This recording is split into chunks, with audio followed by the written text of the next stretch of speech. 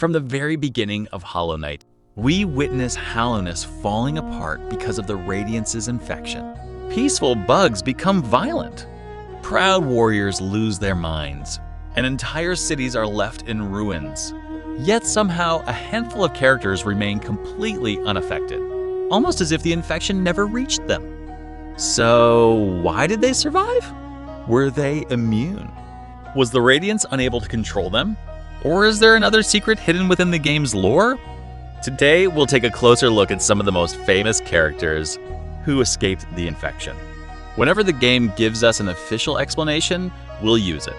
And when it doesn't, we'll explore the strongest lore theories backed by in-game evidence.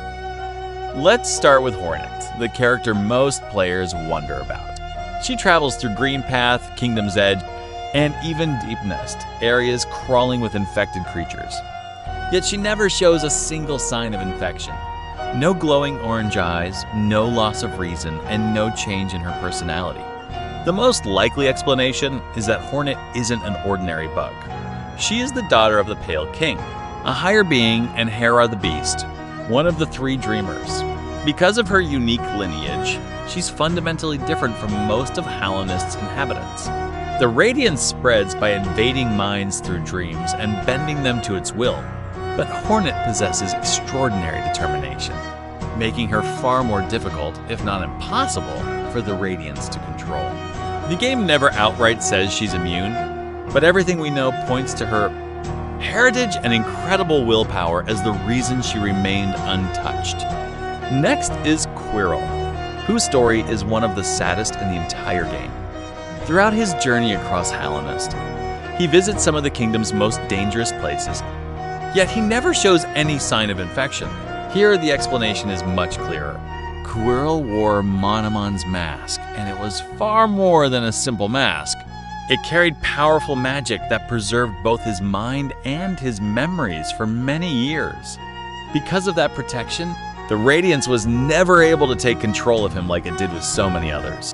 But once Quirrel fulfilled his purpose and removed the mask, he began to feel that his life was finally coming to an end. After Monomon is defeated, we meet him one last time at Blue Lake, and then he disappears forever. Most fans believe this is where Quirrel finally passed away, after the magic that had sustained him was no longer needed.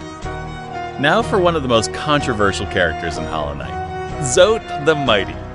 He may seem foolish and incompetent, but he's also one of the few characters who never becomes infected. The game never gives an official explanation, but there is one theory that stands above the rest. During his dialogue, Zote repeatedly tells us that he came from outside Hallownest, leaving his homeland behind to become a Grey Knight. And that's where the theory begins. Since the Radiance's influence was primarily tied to the bugs of Hallownest, it's possible that Zote simply wasn't connected to her in the first place because he wasn't originally from the kingdom. There's another clue as well. If he had been infected, we'd expect to see the same symptoms as every other victim. But throughout the entire game, Zote remains exactly the same. Arrogant, ridiculous, and completely full of himself. That's why many lore fans believe his outsider status is the real reason the Radiance never affected him. Next, Bretta. Bretta's case is a little different. When we first find her, she's hiding inside her home, terrified of everything around her, but she's still completely uninfected. After being rescued, she returns to Dirtmouth, develops an admiration for the knight, and eventually becomes obsessed with Zote after imagining him as a legendary hero. So why wasn't she infected? The game never provides a direct answer.